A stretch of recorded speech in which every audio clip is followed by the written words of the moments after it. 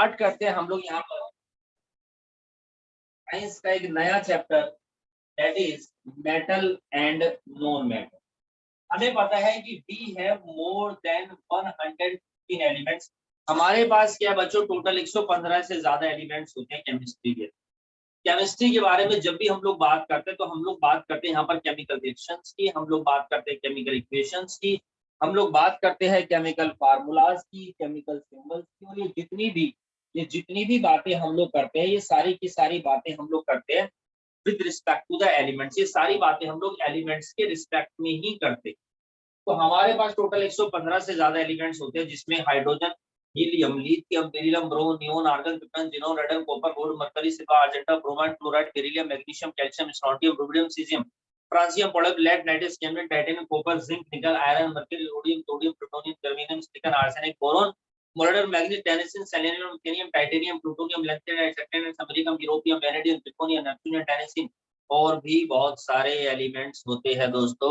और ये जितने भी एलिमेंट्स है, हमें इन सबकी कैरेक्टरिस्टिक्स को याद करना पड़ेगा, क्योंकि जब हमें इनकी कैरेक्टरिस्टिक्स पता होगी तभी तो हम उस बेसिस पे इनको यूज या डिसयूज कर सकते हैं, अदरवाइज इनका मिसयूज भी हो सकता है। ठीक है, अब इतने सारे एलिमेंट्स की कैरेक्टरिस्टिक्स को याद रख पाना मुश्किल ही नहीं, नामुमकिन है।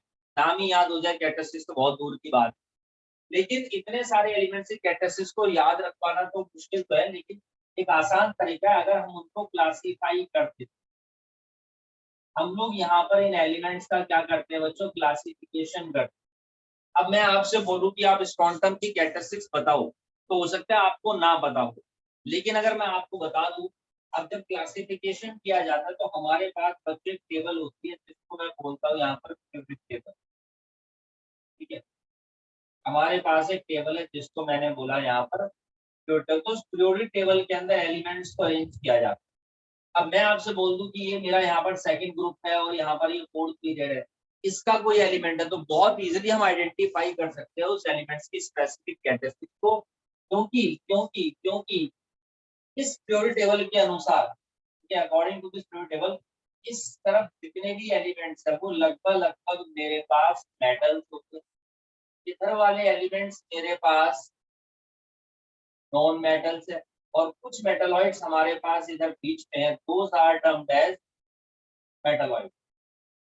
तो बेसिकली ये जितने भी एलिमेंट्स होते हैं, इन एलिमेंट्स को हम तीन कैटेगरी के अंदर यहाँ पर कैटेगराइज करते हैं, जिसमें मेटल है, नॉन मेटल है और मेटलॉइड्स है। मेटल सभी को पता है, ठीक है, सोडियम है, आयरन है, कॉपर है, जिंक है, ये सब क्या होते हैं, ये सब मेटल्स होते हैं। नॉन मेटल्स जैसे कार्बन है, ऑक्सीजन है, हीलियम है, नियोन है, आर्गन है, क्रिप्टन है, जिनोन है, रेडोन है, ये सब नॉन मेटल्स होती है। मेटलॉइड्स कौन होते हैं, मेटलॉइड्स वो होते हैं जिनके अंदर मेटल और नॉन मेटल दोनों की प्रॉपर्टी पाई जाती है, वो हमारे पास मेटलॉइड्स कहलाते हैं। ठीक है, ये बात बहुत सिंपल सी है, मुझे समझ में आ गई है, कोई इशू नहीं है, आपको भी समझ में आ गई होगी। तो हमें इस चैप्टर में जो भी बात करनी है वो मेटल्स और नॉन मेटल्स के रिस्पेक्ट में बात करनी है। इस चैप्टर में हम मेटल और नॉन मेटल की प्रॉपर्टीज पढ़ें, और हम लोग क्या देखते हैं कि दो तरीके की प्रॉपर्टीज होती है।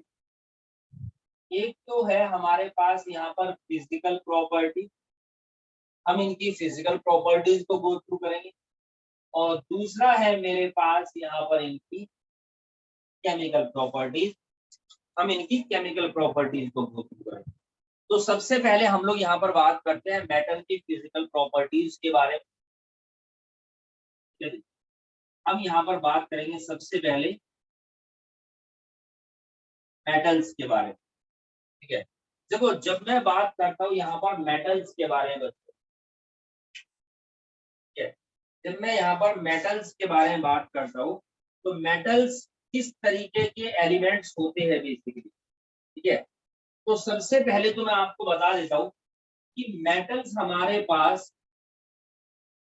इलेक्ट्रो पॉजिटिव एलिमेंट्स होते हैं। आगे कुछ भी बताने से पहले सबसे पहले मैं आपको ये बात बताना चाहता हूँ कि मेटल्स हमारे पास इलेक्ट्रो पॉजिटिव एलिमेंट्स होते हैं। इलेक्ट्रो पॉजिटिव एलिमेंट्स का यहाँ पर क्या मतलब है, मैं एक एग्जांपल लेता हूँ। मानिए कि मेरे पास यहाँ पर सोडियम है, ठीक है।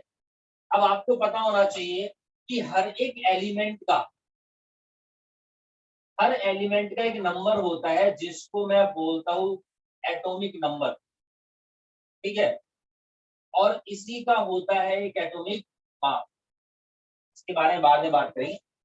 सबसे पहले मैं एटॉमिक नंबर के बारे में बात करता हूँ। क्लास 9th में हम लोगों ने पढ़ा हुआ है कि कोई भी एलिमेंट का एटम होता है हमारे पास तो उसके सब एटॉमिक पार्टिकल्स होते हैं। उसके अंदर प्रोटॉन पाए जाते हैं, न्यूट्रॉन पाए जाते हैं और इलेक्ट्रॉन पाए जाते हैं। प्रोटॉन के ऊपर पॉजिटिव चार्ज होता है, इलेक्ट्रॉन के ऊपर नेगेटिव चार्ज होता है, न्यूट्रॉन के ऊपर कोई भी चार्ज नहीं होता, तभी ये न्यूट्रल कहलाता है हमारे। ठीक। अब किसी भी एलिमेंट का जो एटॉमिक नंबर होता है वो किसके बराबर होता है? तो किसी भी एलिमेंट के एटम के अंदर जितने नंबर ऑफ प्रोटॉन पाए जाते हैं या जितने नंबर ऑफ इलेक्ट्रॉन पाए जाते हैं वही उसका यहाँ पर क्या होता है बच्चों? एटॉमिक नंबर होता है। अब सोडियम का एटॉमिक नंबर है 11। सोडियम का एटॉमिक नंबर 11 है, 11 है। मैं आपको इलेक्ट्रोपॉजिटिव एलिमेंट का मतलब समझा देता हूँ। इलेक्ट्रोपॉजिटिव एलिमेंट का मतलब है कि कोई भी एलिमेंट स्टेबल होने के लिए अपनी लास्ट शेल में से इलेक्ट्रॉन का लूज करता है ताकि वो नोबल गैस कॉन्फिगरेशन को अटेन कर सके। जिन बच्चों के 9th के कॉन्सेप्ट्स क्लियर होंगे उन्हें ये बात समझ में आ गई होगी। कुछ बच्चों को अगर नहीं पता है तो मैं वो दोबारा से आप लोगों को बता रहा हूँ कि सोडियम है, सोडियम का एटॉमिक नंबर है 11। अगर इसका एटॉमिक नंबर 11 है तो पक्की बात है कि इसके अंदर प्रोटॉन कितने होंगे? वो भी 11 होंगे, और इसके अंदर इलेक्ट्रॉन कितने होंगे? वो भी 11 होंगे। प्रोटॉन के ऊपर पॉजिटिव चार्ज और इलेक्ट्रॉन के ऊपर नेगेटिव चार्ज। ठीक है, ये बात मुझे समझ में आ गई है। अब एक चीज और आती है यहाँ पर जिसको हम लोग बोलते हैं इलेक्ट्रॉनिक कॉन्फ़िगरेशन। ये सब बेसिक्स है आप लोगों के प्रीवियस क्लास के 9th क्लास के। इलेक्ट्रॉनिक कॉन्फ़िगरेशन, तो इलेक्ट्रॉनिक कॉन्फ़िगरेशन क्या चीज होती है? जो किसी भी एलिमेंट का एटम है हमारे पास तो उसके अंदर जो इलेक्ट्रॉन्स होते हैं उन इलेक्ट्रॉन्स का एक अरेंजमेंट होता है। The arrangement of electron is called the electronic configuration. जैसे मान लीजिए आपके घर में अगर कोई फंक्शन है, कोई शादी है, कोई जागरण है और बहुत सारे गेस्ट आपके यहाँ पर आ चुके हैं। फिलहाल तो नहीं आएंगे, कोरोना चल रहा है ना। मान लीजिए नॉर्मल कंडीशन चल रही है और मान लीजिए आपके घर में से 2 ही लोग आते हैं, पहले दिन 2 लोग आए, तो आपने क्या करना, उनको जो है गेस्ट रूम होता है वहां पे ठहरा दिया, कोई दिक्कत नहीं, कोई इशू। अब मान लीजिए 2 से ज्यादा लोग आ जाते हैं, ठीक है जी, 7-8 लोग अगर वहां पर आ जाते हैं तो आप क्या करेंगे? आपके वहाँ हॉल होता है ना, रूम में तो इतने बंदे नहीं आ पाएंगे, तो हॉल होता है, हॉल में सुला दिया सबको, हॉल में अरेंज करवा दिया सबका, भाई दिन में कहीं भी घूमो, रात को यहाँ पे हॉल में सो जाओ। अब मान लो लेकिन उससे भी ज्यादा बंदे आ जाए, ठीक है जी, 7-8 से ज्यादा बन जाए, 10, 15, 16, 17, 18 बंदे आ जाते हैं। अब क्या करेंगे? बहुत आसान काम है, गर्मियों का टाइम है, छत पे कूलर लगा दिया, फराटा लगा दिया, सबको वहां पे सुला दिया। तो कोई जितने नंबर ऑफ गेस्ट आ रहे हैं तो उनका एक अरेंजमेंट किया। 2 गेस्ट आए तो गेस्ट रूम में, 7-8 गेस्ट हो गए तो आपने हॉल में सुला दिया, 18 गेस्ट हो गए तो आपने उनको छत पे डाल दिया। सर अगर इससे भी ज्यादा आ गए तो भैया आप तो धर्मशाला बुक कर लो, और क्या होगा, समझ रहे हो? तो ये जो अरेंजमेंट है गेस्ट गेस्ट का, इसको बोलते हैं गेस्ट कॉन्फ़िगरेशन। इसी तरीके से किसी भी एलिमेंट के एटम के अंदर जो नंबर ऑफ इलेक्ट्रॉन होते हैं, जैसे यहाँ पर सोडियम के अंदर 11 इलेक्ट्रॉन है, तो इनका भी अरेंजमेंट होता है, उसको हम बोलते हैं इलेक्ट्रॉनिक कॉन्फ़िगरेशन। तो ये मेरे पास सोडियम है, सोडियम का न्यूक्लियस है, ठीक है, ये इसकी फर्स्ट शेल, ये सेकंड शेल, ये थर्ड शेल। अब मुझे पता है 11 इलेक्ट्रॉन है, मुझे 11 इलेक्ट्रॉन्स का अरेंजमेंट करना है। तो हम देखते हैं जो फर्स्ट शेल होती है उसका नाम है के, फिर एल, फिर एम। इन्हीं को हम बोलते हैं ऑर्बिट्स, इन्हीं को ऑर्बिट्स बोला जाता है, इन्हीं को यहाँ पर एनर्जी शेल्स बोलते हैं। तो फर्स्ट शेल के अंदर हमेशा से 2 ही इलेक्ट्रॉन आते हैं, ये देखिए 1 और 2, ये 2 इलेक्ट्रॉन हमारे पास आ गए। तो यानी कि के शेल के अंदर, सोडियम की के शेल के अंदर 2 इलेक्ट्रॉन आ गए। एटॉमिक नंबर 11 है यानी इलेक्ट्रॉन भी 11 है, अभी तो काफी बचे। सेकंड शेल में है ना, यानी कि हॉल में सिर्फ 8 ही बंदे आ सकते हैं। 1, 2, 3, 4, 5, 6, 7, 8, यानी कि इसकी जो एल शेल है ना, यानी कि हॉल में, गेस्ट रूम में या हॉल में कितने बंदे आ गए? 8 आ गए। एम में कितने आ सकते हैं? देखो वैसे तो हर शेल की कैपेसिटी होती है, मैं आपको बताऊं, के अंदर 2 ही आ सकते हैं, एल के अंदर 8, उसके बाद 18, देन 32, इस तरीके से सोन, ये काम चलता रहता है, ठीक है। लेकिन यहाँ पर 2, यहाँ पर फर्स्ट शेल में 8, यहाँ पर सेकंड शेल में, पीछे कितने बचे? 2 और 8, 10, तो एक ही तो बच्चा भाई, टोटल 11 तो इलेक्ट्रॉन है। तो वो आ जाएगा मेरे पास यहाँ पर, यानी कि 281 जो अरेंजमेंट है यहाँ पर वो 281 है, 281। So this is for the electronic configuration of sodium. ये हमारे पास सोडियम के इलेक्ट्रॉन्स का अरेंजमेंट है। This is for the electronic configuration. Got it? This is the electronic configuration. ये बात मुझे समझ में आ गई। अब मैंने क्या देखा, फर्स्ट शेल में 2, सेकंड में 8 और तीसरी में तब थर्ड शेल की कैपेसिटी तो 18 की है। भाई मैं कह रहा हूँ चाहे 10,000 की हो इसकी, कोई दिक्कत नहीं है। अगले के बाद जब बचा ही एक इलेक्ट्रॉन है तो वो एक ही तो आएगा लास्ट शेल में। ठीक है, क्लियर? गुस्सा क्यों हो रहे हो, बता तो दिया। अब हमारे पास एक रूल आता है जिसको मैं बोलता हूँ ऑक्टेट रूल। तो ऑक्टेट रूल ये कहता है कि अगर किसी भी एलिमेंट को स्टेबल होना है तो उसके लिए उसको एक कंडीशन को फुलफिल करना पड़ेगा कि उसकी लास्ट शेल के अंदर टोटल 8 इलेक्ट्रॉन होने चाहिए। और हमारे पास कितने हैं? एक। ओहो, ये कैसे हो? लास्ट शेल में एक इलेक्ट्रॉन है, अगर स्टेबल होना चाहता है तो उसके लिए 8 इलेक्ट्रॉन्स की रिक्वायरमेंट है। तो देखो यहाँ पर क्या होता है, इसके बाद 2 ऑप्शन है सोडियम के बाद। या तो ये किसी से 7 इलेक्ट्रॉन ले ले, अगर 7 इलेक्ट्रॉन ले लेता तो ये किसके पास पैसे से 7 और 1 8, काम सेट, बिल्कुल।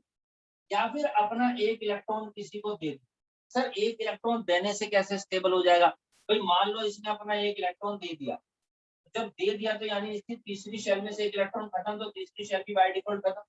अब सेकंड शेल ही लास्ट शेल बची और लास्ट शेल में बाय डिफॉल्ट कितने इलेक्ट्रॉन्स है? 8 इलेक्ट्रॉन है। तो इसका मतलब कि ये स्टेबल माना जाएगा। तो एक बात बताओ कि 7 इलेक्ट्रॉन लेना आसान है या एक इलेक्ट्रॉन देना आसान है? एक इलेक्ट्रॉन देना आसान है, बहुत इजी, हम एक इलेक्ट्रॉन का लॉस कर सकते हैं। ये बात बता गई। तो नॉर्मली मेटल्स की प्रॉपर्टी क्या होती है? मेटल्स की प्रॉपर्टी ये होती है कि there is a loss of electron. Electron का लॉस करने में इनको ज्यादा आसानी होती है। ये बात मुझे समझ में आ गई कि मेटल्स जो होते हैं स्टेबल होने के लिए इलेक्ट्रॉन का लॉस करते हैं, क्लियर है। लेकिन सर यहाँ पर इनको इलेक्ट्रोपॉजिटिव एलिमेंट्स क्यों बोला गया है? फिर भी देखिए, अब यहाँ पर जो लॉस हुआ है वो किस चीज का हुआ है? इलेक्ट्रॉन का हुआ है। और इलेक्ट्रॉन के ऊपर कौन सा चार्ज होता है? यहाँ पर नेगेटिव चार्ज होता है, सबसे पहली बात। अब मैंने देखा ये सोडियम है, यहाँ पर आ जाते हैं। सोडियम के अंदर एटॉमिक नंबर 11 है, प्रोटॉन कितने? 11 और इलेक्ट्रॉन कितने? 11। लेकिन इलेक्ट्रॉन तो एक हट गया तो 2 और 8 कितने हो गए? 10। तो इलेक्ट्रॉन ही तो 10 हुआ, प्रोटॉन तो अभी भी 11 ही है, प्रोटॉन तो अभी भी 11 है बच्चों यहाँ पर। अब प्रोटॉन के ऊपर पॉजिटिव चार्ज है और 10 जो इलेक्ट्रॉन है उसके ऊपर नेगेटिव चार्ज, दोनों में से कौन ज्यादा बड़ा है? 11 बड़ा है भैया। तो जो बड़ा है उसी की तो चलेगी, इसके ऊपर 11, यानी प्रोटॉन, नंबर ऑफ प्रोटॉन ज्यादा है, नंबर ऑफ इलेक्ट्रॉन कम है, तो जो ज्यादा होता है उसी का सिंबल आता है। तो यहाँ पर इलेक्ट्रो पॉजिटिव एलिमेंट है और इसी को मैं लिखता हूँ यहाँ पर Na पॉजिटिव। ये मुद्दा होता है कि किस तरीके से इनके ऊपर चार्ज आता है। तो this is the Na positive. जो स्टूडेंट्स 9th क्लास में यहाँ पर पढ़े हुए हैं, ये बातें मैंने 9th क्लास में बताई थी। ठीक है, आप लोग पढ़ते नहीं है, अटेंटिव नहीं है, तो इस वजह से भूल जाते। तो ये चीज होगी। इसी तरीके से मेरे पास और भी एलिमेंट्स है, जैसे कि मैग्नीशियम। तो ये होता है 2 पॉजिटिव, क्योंकि ये 2 इलेक्ट्रॉन का लॉस करता है। ठीक है जी। Ca2 positive. कैल्शियम, यहाँ पर भी 2 इलेक्ट्रॉन का लॉस होता है। तो बेसिकली मेटल्स जो होते हैं वो हमारे पास इलेक्ट्रो पॉजिटिव एलिमेंट्स होते हैं। Now that is clear to all of you सब। चलिए, तो ये सबसे पहली प्रॉपर्टी है। अगर यहाँ पर Na पॉजिटिव यानी +1 चार्ज है, एक इलेक्ट्रॉन का लॉस, यहाँ 2 इलेक्ट्रॉन का लॉस, यहाँ 3 इलेक्ट्रॉन का लॉस, लेकिन है सारे के सारे हमारे इलेक्ट्रो पॉजिटिव एलिमेंट। उसके बाद हम मेटल्स के बारे में बात करते हैं। तो मेटल्स के बारे में खास बात क्या है कि मेटल्स बेसिकली मेलिएबल होती है बेटा। मेटल्स मेलिएबल होती है। मेलिएबल का मतलब ये है कि हम इनको थिन शीट्स में कन्वर्ट कर सकते हैं, बहुत ही पतली पतली शीट्स। अब सबसे बढ़िया एग्जांपल इसका एल्यूमिनियम फॉयल से बेटर एग्जांपल क्या हो सकता है ना? आप स्कूल जाते हो, फिलहाल तो जा नहीं रहे हो 2 साल से, तो अपना टिफिन जो होता है उसका जो लंच आप एल्यूमिनियम फॉयल में पैक करके लेकर के जाते हो या ऑफिस वगैरह में जाते हो, है ना? इसी तरीके से हम लोगों ने 9th में पढ़ा था गोल्ड फॉयल के बारे में। Gold foil as thin as thing. ठीक है, तो ये हमारे पास मैलिएबल होती है, विदाउट ब्रेकिंग हम इनको थिन शीट्स में कन्वर्ट कर सकते हैं। So metals to be hammered into thin sheets is called the malleability। और ये प्रॉपर्टीज है मेटल्स की। कुछ हमारे पास बेस्ट एग्जांपल है, जैसे गोल्ड है, सिल्वर है, एल्यूमिनियम। ठीक है, एल्यूमिनियम फॉइल को तो हम ये जो मार्केट से आप पैक्ड फूड रहते हैं, बिस्किट है, चॉकलेट है, है ना, मेडिसिन से, ये सब एल्यूमिनियम फॉइल में ही पैक होकर के आती है। उसके अलावा फिर एक प्रॉपर्टी और है कि मेटल्स बेसिकली डक्टाइल होती है, मेटल्स आर डक्टाइल। अब डक्टाइल से यहाँ पर क्या मतलब होता है? डक्टाइल से मतलब होता है कि हम लोग यहाँ पर इनको थिन वायर में कन्वर्ट कर सकते हैं, कन्वर्ट इनटू थिन वायर। और इसका बहुत बढ़िया एग्जाम्पल है बच्चों गोल्ड।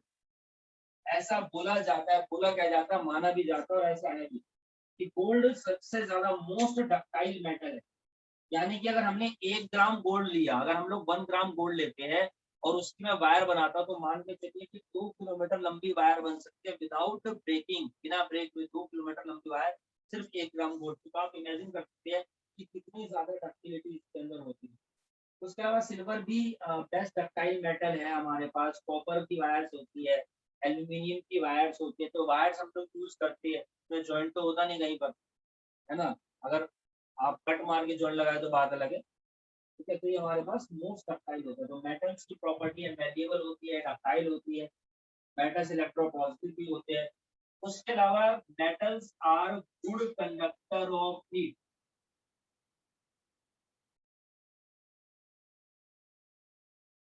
मेटल्स हमारे पास क्या बच्चे, मेटल हमारे पास गुड कंडक्टर ऑफ हीट होते हैं। आप जी हाँ, मेटल्स के अंदर हीट कंडक्ट होती है। जैसे हमारा घर में आप जो कुकिंग यूटेंसिल्स यूज करते हैं, तो आप देखिए प्रेशर कुकर है, तवा, तो उनके पीछे क्या होता है, तो पीवीसी का जो हत्था होता है, या तवे के पीछे जो होता है लकड़ी का हत्था होता है ना, उसको हैंडल करने के लिए, पकड़ने के लिए जो हैंडल होता है पीछे, क्यों? क्योंकि वो गर्म हो जाता है।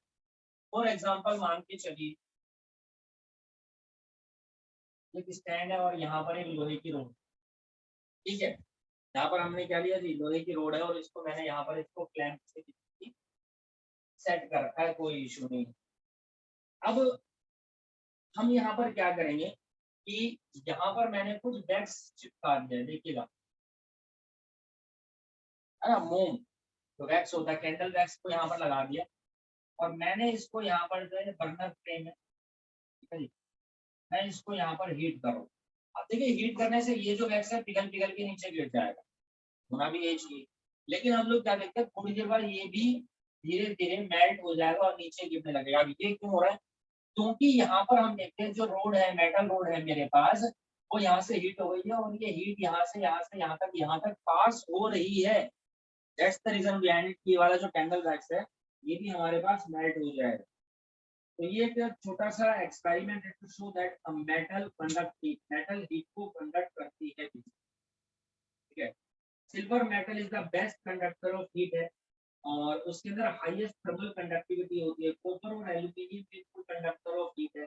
इसी वजह से जो हमारे पास गीजर आता है उसके अंदर कॉपर का कंटेनर होता है, पानी ज्यादा देर तक गर्म रहता है बच्चों के अंदर।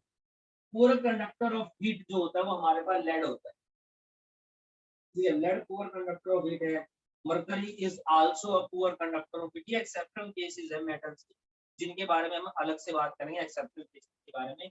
अभी हम देखते हैं गुड कंडक्टर ऑफ हीट होते हैं। चलिए, उसके अलावा नेक्स्ट प्रॉपर्टी है फिर मेरे पास यहाँ पर, metals are good conductor of electricity. Metal जो होती है वो गुड कंडक्टर ऑफ इलेक्ट्रिसिटी होती है। इसी वजह से जो हमारे घरों में इलेक्ट्रिसिटी वायरिंग होती है उसमें मेटल यूज होता है ना, जैसे कॉपर है, ठीक है, एल्यूमिनियम भी होता है, आयरन भी होता है।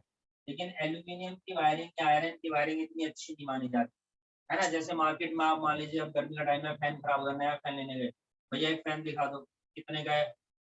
जी ये 1500 रुपए का। तो भैया बड़ा महंगा, सस्ता सा दिखाओ। लो जी सस्ता था, कितना का जी? 700 रुपए का। कहीं ये बढ़िया भैया, कहीं इसकी कितनी गारंटी है? तब दुकान से बाहर जाते ही खत्म गारंटी। तो ये क्या ड्रामा है? 1500 वाली गारंटी का जी 2 साल की, ऐसा क्यों? जी वो प्योर कॉपर वायर में, और ये क्या जी आयरन में है या एल्यूमिनियम में। तो उनकी वहां पर हम लोग क्या देखते हैं, लाइफ कम होती है इसकी। जब हम इलेक्ट्रिसिटी चैप्टर पढ़ेंगे तो वहां पर ज्यादा डिटेलिंग में चीजें पता चलेंगी। बाकी सबसे बेस्ट हमारे पास सिल्वर होता है। Silver is the really very best conductor of electricity, ठीक है। इसका क्या रीजन है ये भी आपको इलेक्ट्रिसिटी चैप्टर में पता चलेगा। बाकी सभी मेटल्स हमारे पास गुड कंडक्टर ऑफ इलेक्ट्रिसिटी होती है मैक्सिमम। बाकी सिल्वर है, कॉपर है, एल्यूमिनियम है, आयरन है। ठीक। उसके अलावा हम लोग क्या देखते हैं कि जैसे इलेक्ट्रिक वायर्स होती है, तो इलेक्ट्रिक वायर्स को कवर करने के लिए हमने क्या देखा है कि उनके ऊपर ना पीवीसी की कवरिंग होती है। तो ये क्या होती है, पीवीसी कवरिंग। ठीक है, पॉलीविनाइल क्लोराइड। तो ये बेसिकली क्या है, इंसुलेशन प्रोवाइड करता है, इंसुलेटिंग मटेरियल होती है, ताकि अगर हम वायर को टच करें तो हमें करंट ना लगे। ठीक। अच्छा। उसके अलावा मेटल्स के अंदर खास बात होती है कि लस्टर्स होती है, इनके अंदर शाइन होती है। मेटल्स के अंदर शाइनिंग होती है, इनके अंदर शाइनिंग सरफेस होती है, जिसको हम चमक भी बोल सकते हैं। तो जैसे कि गोल्ड है, सिल्वर है, ठीक है, ये है। तो इसी वजह से इनकी ज्वेलरी वगैरह भी बनाई जाती है चमक मारते दोस्तों। ठीक है, तो मेटल्स कई बार अपनी शाइन भी लूज कर देते हैं जब वो एयर की प्रेजेंस में रहते हैं लंबे समय तक। मान लो आपकी गाड़ी धूप में खड़ी है, बाइक है, तो कलर फेड हो जाता है थोड़े समय बाद, है ना, बारिश के कारण, ऐसे टाइप के कारण। तो वो एयर के साथ रिएक्शन करके ऐसा हो जाता है, डल अपीयरेंस आ जाती है, क्योंकि उसके ऊपर ऑक्साइड की लेयर जम जाती है, या कार्बोनेट की लेयर जम जाती है, या सल्फाइड की लेयर जम जाती है। एटमोसफेयर में ये वेरियस गैसेस हमारे पास है। तो कोई नहीं, इनका पानी चढ़ता, बोलते हैं सोने का पानी, बेसिकली धुलाई होती है उसके ऊपर जो है, उसको सोने का पानी उसके ऊपर चढ़ाया जाता है, ऊपर से शाइन करने लगते हैं। तो मेटल्स हमारे पास लस्टरस होती है। मेटल्स जनरली हार्ड, मेटल्स हमारे पास हार्ड होते हैं, एक्सेप्ट सोडियम एंड पोटेशियम। ठीक है, ये भी बात याद रखना। मैं रेड पेन से मार्क कर रहा हूँ इसको, एक्सेप्ट सोडियम एंड पोटेशियम। तो सोडियम और पोटेशियम जो हमारे पास होता है बेटा, ये हमारे पास सॉफ्ट मेटल। जैसे पनीर होता है ना, पनीर को चाकू से कट कर देते हैं, समझ लो इस तरीके से कट हो जाएगा यहाँ पे। ठीक है। उसके अलावा मेटल्स स्ट्रॉन्ग होती है, हार्ड में और स्ट्रॉन्ग में अंतर होता है। ठीक है, स्ट्रॉन्ग मतलब कि जिसके अंदर टेंसाइल स्ट्रेंथ होती है। इसी वजह से हम जो इसको फ्लाईओवर वगैरह में, जैसे आपने देखा हुआ यहाँ पे लोहे का कुछ भी है, तो है ना, ब्रिज वगैरह बनाने में यूज करते हैं। तो हमारे पास मेटल्स काफी स्ट्रॉन्ग होती है, लेकिन इसके अंदर भी एक्सेप्शन चीज है, वही सोडियम और पोटेशियम को छोड़, अदरवाइज मेटल हमारे पास स्ट्रॉन्ग हो। उसके अलावा हम लोग क्या देखते हैं मेटल्स के अंदर, वो भी बात है कि मेटल्स बेसिकली सॉलिड स्टेट में पाए जाते हैं, सॉलिड फॉर्म में नहीं, फॉर्म मत लिखना, फॉर्म अलग चीज होती है, स्टेट अलग चीज होती है। तो मेटल्स बेसिकली सॉलिड स्टेट में प्रेजेंट है एट रूम टेम्परेचर। यानी नॉर्मल टेम्परेचर पर मेटल हमारे पास सॉलिड स्टेट में, तो अपनी क्या जाते हैं इसको भैया मेल्ट भी कर दोगे, उसका तो जिक्र ही नहीं चल रहा। लेकिन नॉर्मल मैं आपको बता रहा हूँ कि आपका सॉलिड स्टेट में पाई जाती है। एक्सेप्शन केस है इसके अंदर मरकरी, जो रेड मार्कर से है वो आपका एक्सेप्शन केस। उसके अलावा मेटल्स अगर हार्ड है, स्ट्रॉन्ग है, तो इसका मतलब कि इनका हाई यहाँ पर होता है बच्चों मेल्टिंग पॉइंट। 9th क्लास में आपने पढ़ा है मेल्टिंग पॉइंट के बारे में। और हाई ही इनका क्या होगा, बॉइलिंग पॉइंट। तो बहुत ज्यादा टेम्परेचर क्रिएट करना पड़ता है इनको मेल्ट करने के लिए, समझ रहे। फॉर एग्जाम्पल अगर मैं बात करता हूँ आयरन के बारे में, तो आयरन का जो मेल्टिंग पॉइंट होता है 1535 डिग्री सेल्सियस है, 1535 डिग्री सेल्सियस। इतना टेम्परेचर हम लोग कहाँ क्रिएट कर सकते हैं, मान लो यहाँ पर क्रिएट करेंगे तो कमरा ही जल जाएगा, या तो ये खत्म हो जाएगा, कहाँ करें। ठीक है जी। तो इतनी कौन सी भट्टी होती है भैया, बड़ी बड़ी भट्टी होती है, बड़े बड़े स्केल पे इनको किया जाता है। ठीक है, लैब में भी नहीं कर पाएंगे इसको। हाँ, अब इसमें भी एक्सेप्शनल केस है, लेकिन सोडियम का, पोटेशियम का, ये ऐसे हैं एयर की प्रेजेंस में, यानी कि नॉर्मली हम इनको बेसिकली कैरोसिन ऑयल में डिप करके रखते हैं। ठीक है, जैसे कि हम इनको एयर की प्रेजेंस में भी लाएंगे तो भी ये ब्लास्ट हो जाएंगे, धमाका हो जाएगा, इनमें आग लग जाएगी। उसके अलावा मेटल्स की हाई डेंसिटी, ये बहुत अच्छी बात है यहाँ पर, इनकी डेंसिटी हाई होती है। डेंसिटी आप लोग समझते हैं, मास अपॉन वॉल्यूम। यानी किसी भी कंटेनर के अंदर जो उसका कंटेनर जो वॉल्यूम है, उसके अंदर उस ऑब्जेक्ट का कितना मास उसमें आ रहा है, कितना मास उसमें समा रहा है, वो उसकी डेंसिटी कहलाती है। ठीक है, मान लीजिए आपके पास 1 किलो रुई है और 1 किलो लोहा है, दोनों में से कौन ज्यादा भारी होगा? हाँ, दोनों बराबर है, मुझे पता है 1 केजी की है। लेकिन रुई अगर किसी के ऊपर फेंक के मारो कुछ नहीं बिगड़ेगा, लेकिन अगर 1 किलो लोहा किसी के ऊपर फेंक के मारा तो क्या होगा? ट्यूशन में एक बच्चा कम हो जाएगा ना हमारे तो भैया क्लास में, यहाँ पर मैटर क्लोज हो जाएगा उसका। तो डेंसिटी हाई होती है, यानी भारी होती है। वो आप देखो ना, रुई 1 किलो में इतनी सारी और लोहा 1 किलो में इतना सा, यानी कि उसका मतलब डेंसिटी उसकी काफी ज्यादा होती है, हाई डेंसिटी होती है। उसके अलावा मेटल्स जो होती है हमारे पास वो सोनोरस होती है। सोनोरस मतलब कि बीट करने पर, पीटने में उनमें से आवाज आती है। मेटल्स क्या होती है हमारे पास? सोनोरस होती है। When hit with an object they make a ringing sound, sonority. जैसे कि स्कूल में घंटी होती है ना, लोहे की। उसके अलावा मेटल्स यूजुअली हमारे पास सिल्वर और ग्रे कलर के है। कॉपर और गोल्ड को छोड़ दे अगर हम लोग, तो सिल्वर और ग्रे कलर की हमारे पास मेटल्स होती है। So these are all about the physical properties of metals. ये यहाँ पर मेटल्स की फिजिकल प्रॉपर्टीज।